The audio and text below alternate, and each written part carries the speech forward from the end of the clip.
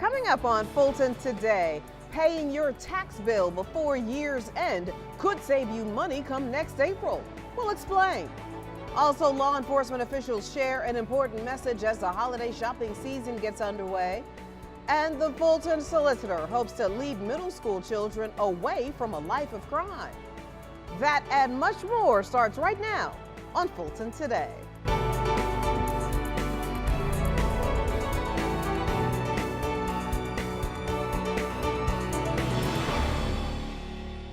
Welcome to Fulton Today, everybody. I'm Shania Chavis Rucker. Fulton County property tax owners, check your mailboxes. Your 2017 tax bill has been sent, and there is an incentive to pay that bill before year's end.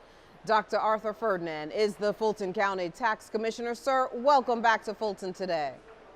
Thank you, Shania. Thanks for having me. So first things first, sir, let's talk about when those tax bills are due. The tax bills for the City of Atlanta is due on December 31st, 2017. The tax bills for Fulton County are due, those bills are due on January the 15th, 2018. And as we've been reporting, your office is really stressing that people try to get these payments in December. Yes, it's very important to get the payments in December. The cities and the school boards and the county, they have obligations that have to be met by year end.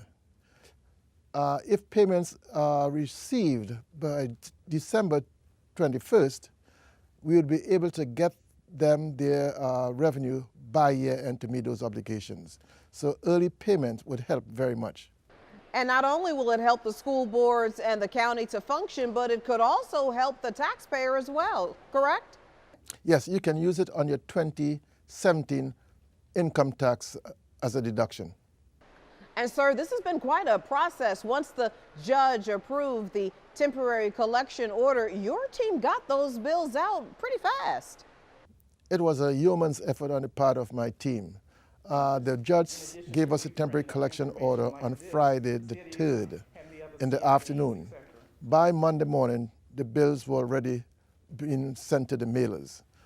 We worked round the clock in shifts to get those bills done by Monday morning when everybody else came to work. And bottom line, sir, if you can get the collection of these taxes in-house, that means no interruption of service. The intent is not to have any disruption of service, not to have anybody laid off, and to provide continuous service to the residents. So it's important to pay early so that the government could continue to function, but at the same time meet their year-end obligations with repaying tax anticipation notes. It's very important to pay early on time this year. Well, Dr. Arthur Ferdinand, always a pleasure to see you, sir. Thank you so much for your time. Thank you very much. Now, if you have any questions regarding your 2017 bill, please contact the Tax Commissioner's office. Remember, you can pay this bill online. Now, as you may recall, tax bills are typically due in October. So why are the bills due so late this year? FGTV's Brian Robinson takes a look back. Shania, earlier this year, the Board of Commissioners requested an internal audit of the Board of Assessors. After inconsistencies were found, the county asked the Department of Revenue for a performance review of the tax assessor's office. According to Fulton's vice chairman, that request was never fulfilled. When Fulton County property owners cried foul about their initial tax assessment notices, Fulton County officials wanted to offer relief. Some residents saw as much as a 100% increase. Mine went up 100%. It absolutely doubled in value. Chief Appraiser Dwight Robinson said his department based the assessments on the current industry market trend. Under Georgia law, values are required to be within 90% to 110% of market value. Robinson says previous Fulton County assessments were well below 80% of market value. So the market is going up, and all we're doing is following the sales. Because of the outcry, Fulton commissioners directed the tax assessor's office to use 2016 levels for the 2017 assessments. But when the county submitted the 2017 digest to the state, It was rejected, preventing the tax commissioner from sending out the bills. Fulton asked the courts to intervene, and DeKalb Judge Alan Harvey granted the temporary collection order. That order allows for the collection of taxes. This has been a challenged area for us. The commissioners have recognized it. We've attempted to address it with additional funding, and we've attempted to address it with asking the state to intervene to express to us what is going wrong in here that needs to be corrected. Now, Commissioner Ellis also says that work will continue with the Department of Revenue to address the issues that were initially raised so that future issues can be prevented. Reporting for FGTV, I'm Brian Robinson. Thank you very much, Brian. Now make sure to tune in next week on Fulton Today. We'll take you on a behind-the-scenes tour of the tax commissioner's new office located right here on the first floor of the Fulton County Government Center. Well, it's almost time for Fulton County voters to head back to the polls. Monday, the 27th through Friday, December 1st, is the only week for early voting for the runoff election. Registered voters will decide the county's next chairman, the District 4 commissioner, and in the city of Atlanta, they will select a mayor, council, and school board. This will be a countywide election again, and some other municipal jurisdictions will have runoffs as well. There was a 22% voter turnout for the general and special election. Officials are hoping those who voted return to cast their ballot, and those who didn't do this time around. If you want to check to find out where you need to vote early, go to our website at fultonelections.com. Voters can vote at any one of the 18 locations during early voting from 8:30 to 7, November 27th to December 1st. For Election Day, go to the Secretary of State's website, the My Voter page, which is mvp.sos.ga.gov, and you can look up your polling place and get a sample ballot. Rob Pitts and Keisha Waits are vying to be the county's next chairman. Catherine Flowers and Natalie Hall are hoping to replace the late Joan P. Garner as the next District 4 commissioner. And Keisha Lance Bottoms and Mary Norwood are in the runoff for mayor of Atlanta. Now you can see the sample ballots and keep up with the latest election news by logging on to FultonElections.com. Fulton County Police want to remind you that 'tis the season to be safe and vigilant. The start of the holiday shopping season is here, and while your focus will most likely be on those incredible deals, law enforcement officials say safety should be top of mind. Well, the holiday season is a time where shoppers can become complacent, and they're pretty much busy looking at those hot deals as opposed to focus on safety. So what thieves are doing, they're actually targeting shoppers while they're checking on these hot deals. If you plan to hit the stores, Fulton County Police say you should remove valuables such as phones and tablets from your car. And though you may have your phone on you, you're reminded to be aware of your surroundings when using it, especially in the parking lot. When you exit your vehicle, make sure you have your keys. Don't leave any items of value in plain view. Make sure you lock your car. And when you return to your car to go home, make sure you check your surroundings, because thieves tend to follow people home after they've gone shopping. Police also say avoid shopping at night if you can, but if you can't, shop in groups and in well-lit areas. But thieves, they're opportunists. If they see you alone, they're going to target you. So get a family member or a friend and go shopping with them so you won't become a target. Fulton Police and their law enforcement partners are increasing patrols over the holiday season. They just ask residents to also increase their vigilance. The Fulton solicitor is hoping to lead youngsters away from a life of crime and possibly into a life of law. Fifth graders across the county took part in the first ever Junior Generals mock trial at the Fulton County Courthouse. The mock trial concluded the academic portion of the Junior Generals LEAD program. Our young scholars learn the law, learn anti-crime or crime prevention skills, and how to really be legal practitioners in the courtroom, also witnesses, and learn other roles related to the criminal justice system. The Junior Generals LEAD, or Legal Enrichment and Decision-Making Program, is a law-related educational 15-week curriculum that focuses on the legal and social consequences of crime like bullying, theft, burglary, and carrying weapons. I think one thing that it helps these young folks to do is build their confidence, build their public speaking skills, helps them to be more critical in their analysis and their thought process, set goals, and actually accomplish things in short and long-term incremental stages. Research has shown that students at the 5th grade level are vulnerable to crime. The earlier crime prevention concepts are taught, the more likely students will be led down a path of productivity and success. LEAD was designed by the Office of the District Attorney of Los Angeles in 1993 and adapted by the Office of the Solicitor General this year.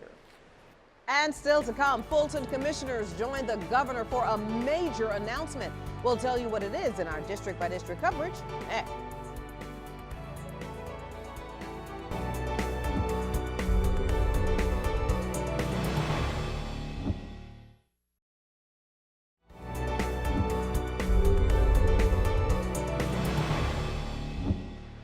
Fulton officials joined the governor for a major announcement in our region, and Fulton's District 5 residents get to tell their commissioner exactly how they want their tax dollars spent.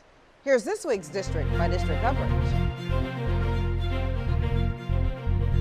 We begin with Vice Chairman Bob Ellis and Commissioner Liz Hausman, who joined Governor Nathan Deal for an announcement about a major company expansion in North Fulton. Texas-based eye care company Alcon Laboratories had already pledged to invest $250 million and 300 jobs to its Johns Creek campus. Well, now comes word they will expand and add 100 million more. It's another example of a great company that came here, found success, and has decided to expand their operation. That says a lot about the community, it says a lot about the state, and anytime we see this kind of capital investment and these kind of new jobs, it's good for all of us. When a company wants to expand for the third time in your state when they could go to other countries or other states, that's a huge compliment, and it really is a compliment to Johns Creek and to Fulton County. Anytime that you've got a company that's willing to make a $100 million investment in Fulton County and in this area, that's a big day. This is an incredible facility as it is, and this just sort of strengthens their commitment to the state of Georgia and to Fulton County. I'm a very dedicated Daily One customer. That's the product that they are expanding here, daily wear contacts, and yes, I'm a huge fan. Georgia beat out Singapore and Germany for the initial expansion back in 2015. This is now Alcon's only contact lens manufacturing hub. District 5 Commissioner Marvin Arrington Jr. invites his constituents to his final town hall meetings of the year. The commissioner is hosting the last series of 2017 District Dialogues forums in December, and they will be all about one thing. At these meetings in December, we will be discussing the fiscal year 2018 budgets. Please come out so that you can participate in your Fulton County budget. The District Dialogues community meetings allows residents to express their concerns directly to the commissioner on any topic. Many of the 2017 concerns centered on the initial tax assessment notices that were mailed earlier this year. You can get more details at FultonCommission5.com.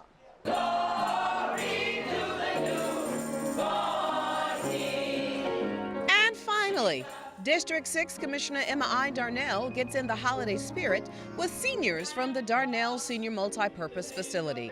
The members dressed up for their annual gala to kick off the holiday season. The festive event was full of singing, dancing, the Christmas story, and holiday cheer. I came out tonight because I try to support every activity that they put on here at this center because they do a lot for us. I had no idea myself that the kids would be here because this is the first time that I did attend at this time. So this is all new and special to me. We are indeed excited and happy and appreciative of having an opportunity to join in the 19th opening of the holiday season here at the Harriet Darnell Senior Multipurpose Facility.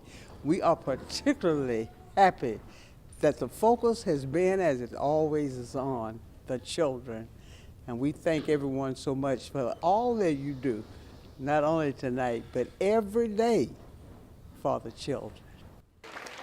There are a number of holiday events planned at county senior facilities throughout the end of the year. Call the Star Line to get more information or visit the county's website. All right. Thank you, ladies. Now you can catch more of your commissioners at work all this week with the rebroadcast of the Board of Commissioners meeting right here on FGTV.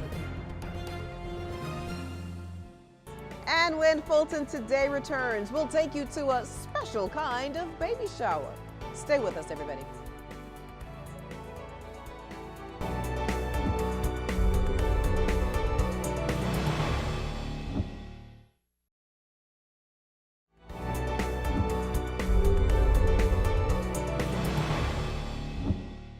Fulton's behavioral health team tackles the opioid addiction crisis in the county, and this time they have a conversation with seniors.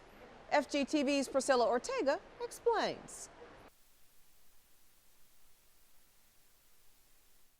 It was a conversation about what has become a crisis in Fulton County. And this time, the conversation about opioid addiction was not with parents of young kids, but rather this discussion was with senior citizens. A group behavioral health professionals say are the most likely to have opioids at home. Because as seniors, we take more medicine than younger folk, more prescription medicine, and we are at a point where we're very trusting. So we just decide that if the doctor says it's good for us, we just do it. In 2016, 154 people died in Fulton County from opioid-related causes. Nationally, the number of opioid-related deaths has more than quadrupled since 1999. And while young people are dying at an alarming rate, they are not the only demographic that is fast becoming addicted. We're blind about the quality of prescription care, and we're blind about the fact that we're on a whole lot of medications that most times we really don't have to be on. It is for that reason that Fulton County officials announced back in October that they would be taking legal steps against manufacturers who distribute the drugs.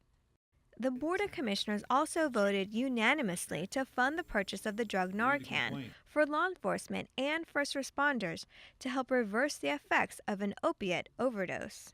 I want us to stop and think about what we're taking into our bodies.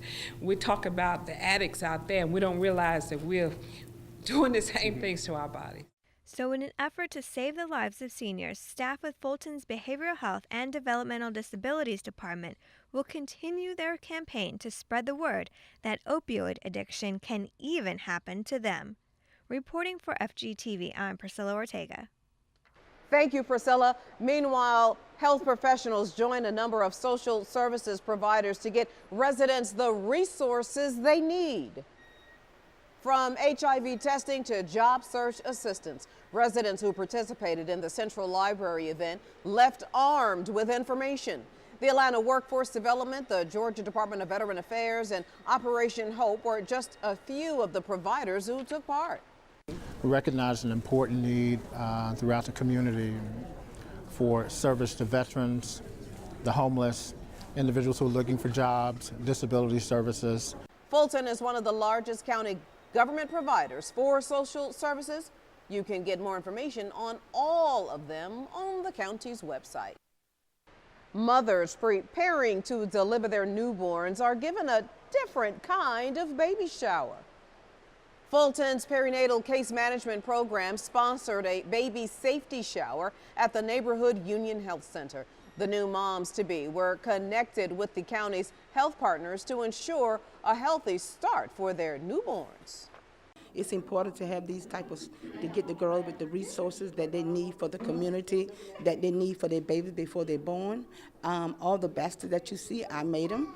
I've been doing it for years, so I make the baskets from my heart for the clients so that they can have baby clothes and diapers and things for the baby before they're delivered. Making sure the children are safe is very important because we have these lazy habits of having our kids sleep with us. That's like a big issue, and there's so many infant deaths around the United States and the world because of having the children sleep in the bed with you and not taking care of them at night properly.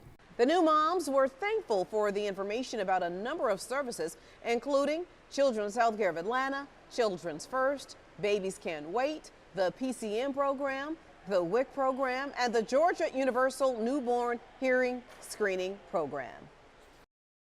And when Fulton Today returns, proof that the arts and culture industry means big business for the county and Metro Atlanta. Stay with us.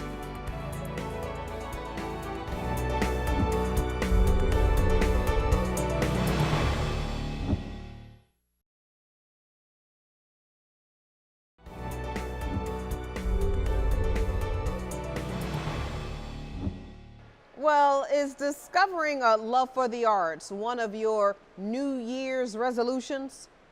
Well, the Arts and Culture Department will soon begin registration for its winter arts classes. Whether you're looking to learn dancing, drawing, pottery, or acting, there are various classes to choose from. All of the classes are based on skill level and offered to teens, adults, seniors, and even the little ones. Well, we invite everyone to participate in the classes. They're fun. They're engaging. There are opportunities to really have a focus in the arts and to talk about, their experiences with their friends. So we invite everybody to be a part of that process. Registration begins December 5th and ends January 5th. The 5-week-long course will take place at each of the county's 5 arts centers starting on January 9th, and it ends on March 3rd. Well, one of the benefits is that they get a chance to be exposed to the arts and have training in the arts, and which will benefit them personally, but also it will provide them opportunities to be engaged and participate in cultural activities. You can register at any arts center Tuesday through Friday from 10 a.m. to 5 p.m. or just simply log on to fultonarts.org. And finally, speaking of the arts, new data is revealing just how impactful the arts are to our community. During a Forum on the Arts event at the Fox Theater, the topic of conversation centered on Arts and Economic Prosperity 5 study. That study found the Metro Atlanta region's nonprofit arts and culture industry generates more than $500 million in economic activity annually, nearly 20,000 full-time equivalent jobs, and $56 million in local and state tax revenues. It's a game-changing investment to help with the spinoff that comes along with what the impact of the arts can do for a county. This county is a leader nationwide in supporting the arts for residents. So in North Fulton County, we could not do what we do without that support. When you look at where organizations are concentrated, you see that organizations are flourishing within Fulton County more so than elsewhere because of that funding, that support, and that visibility within the community. A representative from the Americans for the Arts explained to the audience what the report findings mean on a national perspective with local comparisons. The forum started as a partnership between the Fulton County Arts Council, Atlanta Regional Commission, City of Atlanta's Office of Cultural Affairs, and the Community Foundation. They all came together as local partners for Americans for the Arts in producing the study. And before we go, our reminder that FGTV wants to connect with you online. Check us out on Facebook, Twitter, and Instagram for up-to-date county news, and you can watch a replay of this show and other FGTV programs anytime on our YouTube channel. Well, that does it for this edition of Fulton Today. I'm Shania Chavis-Rucker. Thank you so much for watching. Join us each week for news around and about Fulton County.